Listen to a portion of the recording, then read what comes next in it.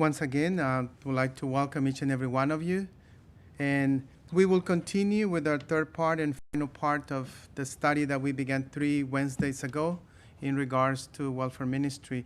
And as we had been dealing with how to help, especially the poor and the needy among us, we will continue now with the provisions for the poor that were made by God in the law of Moses.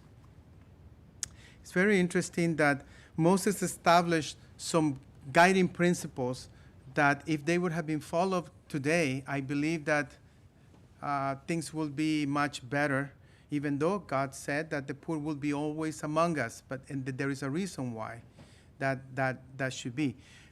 Among the principles that Moses gave to the children of Israel that were given to him by God is that the poor were not to be charged interest when a calamity happened. In Exodus chapter 22, verse 25, it reads, "If thou lend money to any of my people that is poor by thee, thou shalt not be to him as an usurer, neither shalt thou lay upon him usury." So, as people fall into poverty for whatever reason, there's calamities, death, you remember the different things that we mentioned last time. God said, do not do what? Charge for that money. And that was a very, very wise thing. I have seen cases in which, people lend money and they cannot fulfill it. And what happens? It's just a vicious cycle. And also, it gets worse. Same principle is found in Leviticus chapter 25, verses 35 to 38. We're not going to read it. I just mention it here for you if you're taking notes. The second part is the fruit of fallow ground during the 7th year was for the poor. In Exodus chapter 23, verse 10 through 11 says, "In 6 years thou shalt sow thy land, and shalt gather in the fruit thereof, but the 7th year thou shalt let it rest and lay still, that the poor of thy people may eat, and what they leave the beasts of the field shall eat. In like manner thou shalt deal with thy vineyard and with thy olive yard." So whatever they were cultivating, what they needed to do on the 6th year, just leave it there, right, for the poor, so they may have what? Something to eat. I believe that this was very, God was very wise. Yes, sister. I'm wondering, so if they gave away everything for the 7th year, what did they do? They started another cycle that year? Right, they waited until the year. Yes, they probably. It started the 1st and 2nd. Yes. Interesting. But every on the 7th year, it always, it was repeated for the poor. Yeah. And the one thing that you can see is that even though all of them were under the same circumstance, because they were not planting, they didn't lack anything. Why was that? Because God was blessing them. God was making the land actually to rest so it can reconstitute, and then the next year's sowing season and harvest would be good. Yes, something like that, yes. So point number 3, they were allowed to glean the fields after the harvest. Leviticus chapter 19, verses 9 through 10 says, "And when ye reap the harvest of your land, thou shalt not wholly reap the corners of thy field, neither shalt thou gather the gleaning of thy harvest. And thou shalt not glean thy vineyard, neither shalt thou gather every grape of the vineyard. Thou shalt leave them for the poor and a stranger. I am the Lord thy God," or your God. Yes, I was going to ask that question. You went ahead of my my thought here. The same is found in Deuteronomy 24:19 through 22. And who did that? Who practiced that? Brother Joe said it, but I don't know if you heard it. Yeah. Who did it? Boaz, right? For, I forgot her name. Ruth. Yes. Yes. He, he did it for her.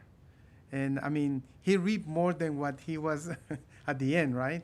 He got a wife as well. But it's very interesting how God was, said certain things. Why the corners? Because They're hard to get in a field when you're harvesting. right, So purposely leave the corners for the poor. Yeah. Yes. To me, it's interesting too. They were all slaves. They Most came of- out, Yes. some were poor and the others were rich, that given them, Right. that's kind of interesting how people take care of their finances. Right. Right. But as we were mentioning last week, there's many things why people became poor. There were disasters. Husband or a wife died. Mainly husbands when they passed away. That left the family to take care of themselves. And if if the woman had just little children, it was very difficult. Yes. Yeah. Yeah, there's a statement, Sister White says, the poor you will, or Jesus said, Jesus said, Sister Yes. White, anyway, the poor you will have with you always. And it's for us. Jesus So said that. Lord, make sure the poor are there because we would get too selfish. Yeah, too selfish. That's the root of the Exactly. problem. So And for- this is what he was trying to help the Jewish people to get rid of it. And the principles are for us as well. Exactly. Even though we may not have vineyards of olive yards or things of that nature, but the needs are there. I saw somebody raise their hand. Oh, can I just say one more thing? Yes. It's interesting. The poor had to go and pick themselves. It was not picked for them. Yes. So that's a lesson too. We just don't give people away and here it is, do it all for them. They have to do something. Yeah, even God provides for the birds, right? But God doesn't bring it to the bird. We do it. We put it in the bird feeder. But they have to come and get it. This is the thing. Yes, Brother Paul. Yeah. No. Okay. All right. I was thinking to piggyback on what Sister Lily said. Speak a little louder so the mic. We have that Bible verse Yes. that if you don't work, you don't eat. Right. I noticed that our doorstep is not overwhelmed, but every supermarket, they don't have that Bible verse.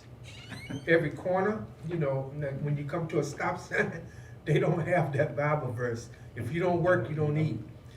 But all of us kind of know that Bible verse. Right. Yeah, Right. So I Yes. think if that principle is used in today's society, I think you would see a lot different results there. And I think that's sure. what goes along with what Brother Joe Sure. was saying. And I think also will help people to not to focus so much on themselves, but that they have something to do, something productive. And that will take. Feel better then. Yeah, sure, definitely you will. Yes. So they could satisfy their hunger in the vineyards and grain fields. In Deuteronomy chapter 23, verse 24 through 25 says, "When thou comest into thy neighbor's vineyard, then thou mayest eat grapes thy field at thy own pleasure, but thou shalt not put any in thy vessels. When thou comest into the standing corn of thy neighbors, then thou mayest pluck the ear with thy hand, but thou shalt not move a sickle unto thy neighbor's standing corn." So they could help themselves Yep. only than what they needed to eat, but they couldn't take with them more than just to satisfy their belly. No profit. And wise principle, right?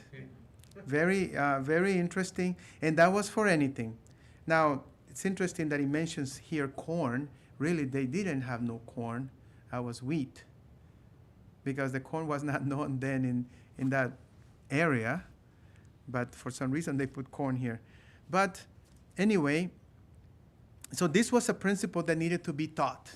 And as they went by walking, they could satisfy themselves. Now, that was what happened in the time of Jesus. You remember in Luke chapter 6, verse 1, when the disciples went by the cornfield. It says, and it came to pass in the second Sabbath after the first, that he went through the cornfields, and his disciples plucked the ear of corn and did eat, rubbing them in their hands. And of course, we know the story. Exactly. So it's very interesting that they help themselves from using that principle found in the Old Testament, in Deuteronomy 23, 24 through 25. Now, the next one, point number 5, is a very interesting one. Let's read Deuteronomy 14, 28 through 29. At the end of 3 years, thou shalt bring forth all the tithe of thine increase the same year, and shall lay it up within thy gates. And the Levites, because he had no part nor inheritance with thee, and the stranger, and the fatherless, and the widows, which are within thy gates, shall come and shall eat and be satisfied, that the Lord thy God may bless thee in all the work of thy hand, which thou doest. So when the tithe was coming, and on the 3rd year, what was supposed to happen? They could help them. Could help whom? The strangers, the fatherless, and the widows, yes, the Levites, and those that were within their gate. But this was a special tithe. And I think many people gets confused with this because they, in some cases, they don't give the tithe for what it is, which is for the furthering of the ministry, and they use it for the poor. Okay, even though it is done with good intentions, that's not the primarily use of the tithe. The tithe needs to be given for ministry. The offerings and the offerings for the worthy causes, first fruits, all those offerings are used for the poor to relieve them in their distress. Let's move on. Now, this one is very interesting. Even though the poor sometimes will end up being servants, okay, and some people may say the slaves, that didn't last for long. It was only for 7 years. Actually, in the 7th year, they needed to be released. Notice what it says here in Deuteronomy chapter 15, verses 1 through 4. At the end of every 7 years, thou shalt make a release. And this is the manner of the release. Now, God didn't just leave it like that, just release them. No, he said, this is how you're going to do it. Every creditor that lendeth aught unto his neighbor shall release it. He shall not exact it on his neighbor or of his brother, because it is called the Lord's release. Of a foreigner thou mayest exact it again, but that which is thine with thy brother thy hand shall release, save when there shall be no poor among you. For the Lord shall greatly bless thee in the land which the Lord thy God giveth thee for an inheritance to possess it. So the Lord was very clear how they were supposed to do it. They were not supposed to say, because in some cases, people became poor and they became servants, let's say in the 5th year, of that 7 period. And then somebody may say, you know what, you only worked 2 years, you owe me so much. That's not what God said. God said, when the 7th year come, you have to release it, no matter what happened. And God was going to bless the person that will do that. But how many will think about, oh, this person is going away and they owe me a lot of money? Yes? That's a different kind of math. I get more when I keep what I got and add to it. Right. But God is saying here on that last sentence you have there, that when you give, the more you give, the more you're going to have. Right. Yeah. And the idea was that the servant was not going to go poor. Okay? Yes, he was coming out of a situation, but God was trying to be fair. Yes, brother. Now, is it consecutive every 7 years? Yes. Or is it from the credit? Let's say you start, you loan money or whatever But to. I do believe there was a 7-year period, but also there was the from the moment that the credit was done. So it works both ways. But it's very interesting how the Lord was trying to help both. The one that had become a servant and the one that was the creditor. The creditor not to be so selfish, and the ones that was a servant not to just say, oh well, I'm not gonna pay you, or I don't have. No, they have to serve whatever time was needed. And so but the one thing that is very clear here is that they couldn't be exact. And that is a lesson for us. Now,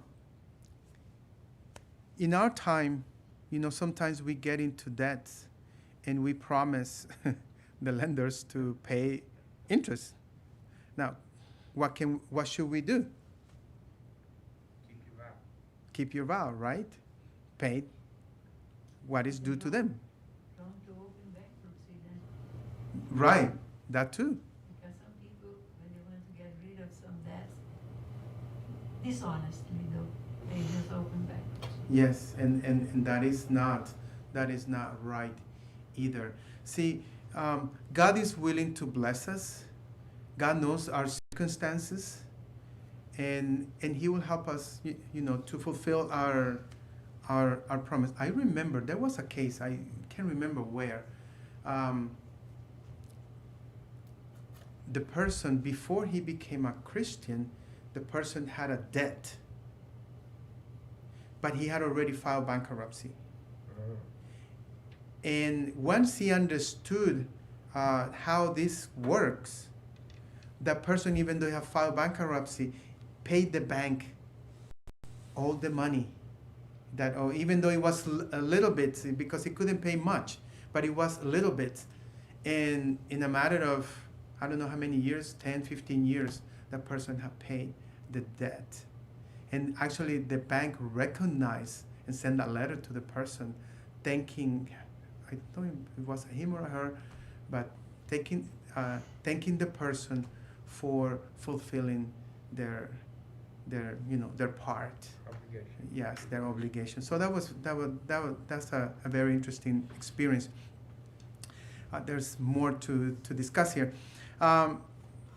In Deuteronomy chapter 15, verse 12 to 15, the Hebrews needed, if they became slaves, they needed to be released. But notice what it says here, Deuteronomy 15, 12 to 15.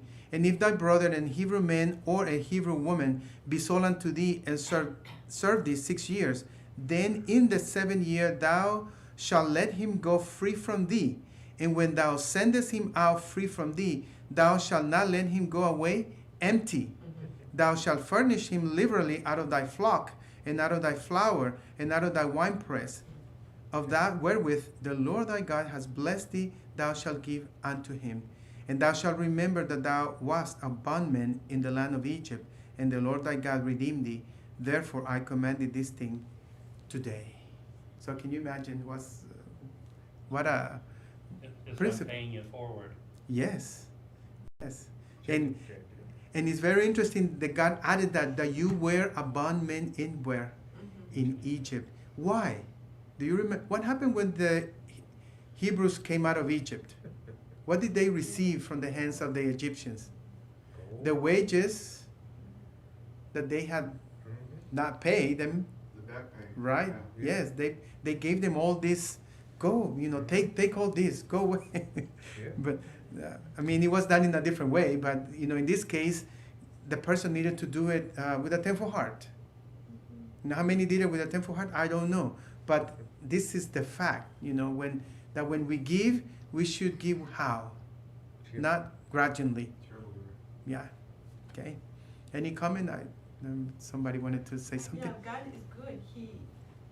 they got enough food and things to get them going and flocks so they can start their own home, Right. And hopefully find some land to rent or lease or whatever. Right. And yeah, He was- they didn't go empty. No, it's beautiful that the way It is. how was working things out, Sister Burek. I think in our minds, we should know that God wants integrity.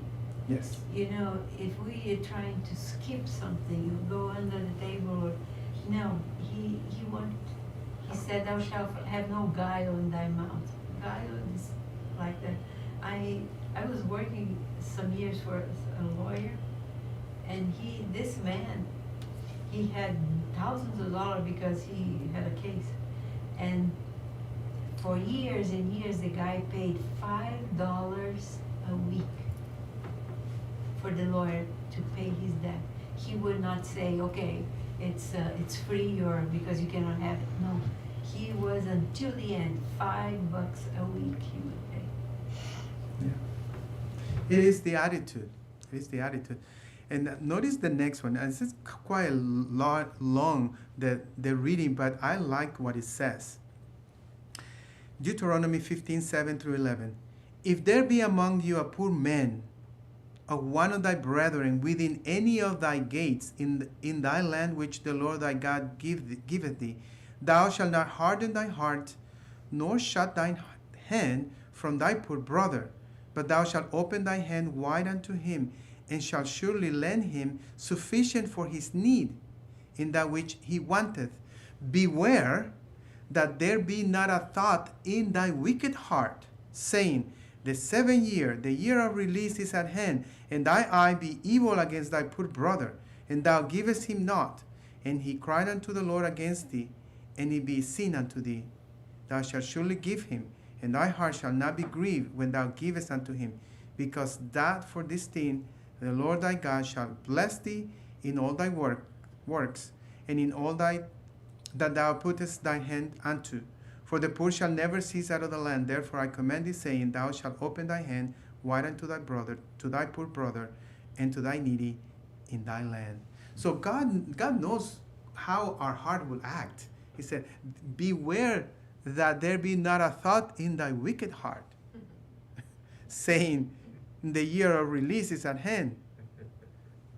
So, we need to be very careful in our attitude towards the poor. Solomon gave some counsels in regards to this.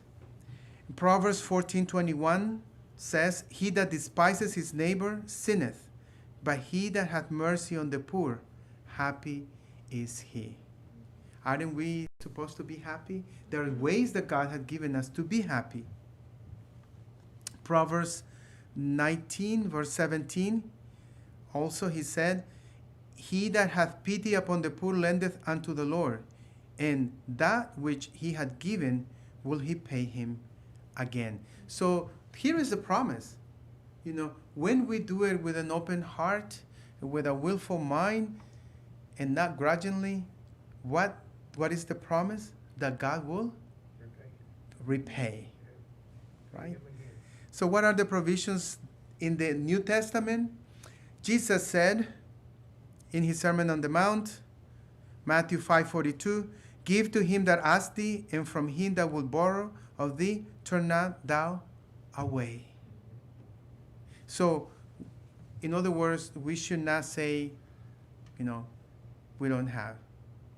There may be circumstances, but there may be a way to help as well. Then, in another sermon, in Luke chapter 6, verse 34-36 says, and if ye lend to them of whom ye hope to receive, what thank have ye? For sinners also lend to sinners, to receive as much again. But love ye your enemies, and do good, and lend, hoping for nothing again. And your reward shall be great, and ye shall be the children of the highest. For he is kind unto the unthankful and to the evil. Be ye therefore merciful, as your Father also is merciful. So God is appealing for us to be merciful to those that are in need. The Apostle Paul gave some principles how to do this, how to follow here it is, how to do the collections. But notice here in Romans chapter 12, verse 13, what it says. Distributing to the necessity of the saints, given to hospitality. So there were some saints that they were in need, right? And what did he say? Distributing. That means helping. That means the church was active, giving to hospitality. And that included the poor, the widows, and also the fatherless, right? Yes. James chapter 1 verse 27 says, pure religion and undefiled before God and the Father is this, to visit the fatherless and widows in their affliction and to keep himself unspotted from the world. Now, the visiting is not limited just to visit and to agree that they have the need, is to provide for them in their need. So we need to open our hearts.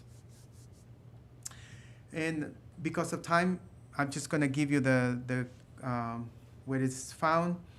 Paul gave to the churches an example in 1 Corinthians chapter 16, verses 1 and 2. He mentions how the Macedonians made a collection on Sunday for the needy people in Jerusalem. In 2 Corinthians chapter 9, verses 1 through 7, he said that we need to give with a cheerful heart, not grudgingly. We need to fulfill our family duties, as Brother Joseph was mentioning, and he that doesn't work, let him not eat, right? Yes. It is our duty to be what? A good Samaritan. He had the right attitude towards that.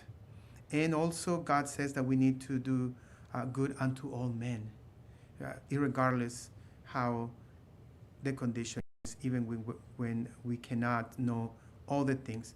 So God has brought to us the fact that we need to remember the poor among us.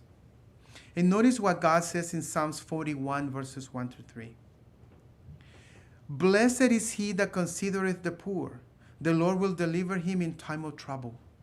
The Lord will preserve him and keep him alive, and he shall be blessed upon the earth. And thou wilt not deliver him unto the will of his enemies. The Lord will strengthen him upon the bed of languishing. Thou wilt make all his bed in his sickness. So the Lord is willing to bless us.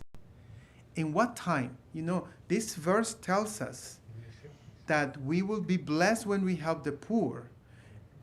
Not all the time, but it says in time of trouble. Yeah. So when the repay will come when we need it, not when we want the repay from the Lord. So we need to keep these things in our mind. And at last, James chapter 2, verse 5 says, hearken, my beloved brethren, had not God chosen the poor of this world, rich in faith, and heirs of the kingdom, which he had promised to them that love him? That is the charge that we have, that, you know, he has chosen the poor of this world, rich in faith. May God help us, brethren, that we need to follow these principles that we had been looking these 3 last Wednesdays. And I would like to read Galatians 6:10. It says, therefore, as we have opportunity, let us do good to all, especially to those who are of the household of faith. There is where we need to begin. And the final appeal, we are all woven together in this great web of humanity, and whatever we can do to benefit and uplift others will reflect a blessing upon ourselves. The law of mutual dependence runs through all classes of society.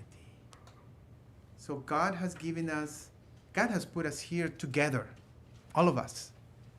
And what is the reason? Because we can benefit from our relationship, from our fellowship. And not only among us, but also with those that we deal outside, outside of the fold here.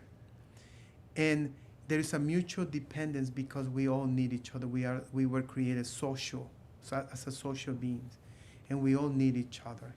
So may God give us, an insight into this matter, so we can, when the need arises, we will be wise in how to help, why to help, and especially that we should not forget those that are of the household of faith. Amen.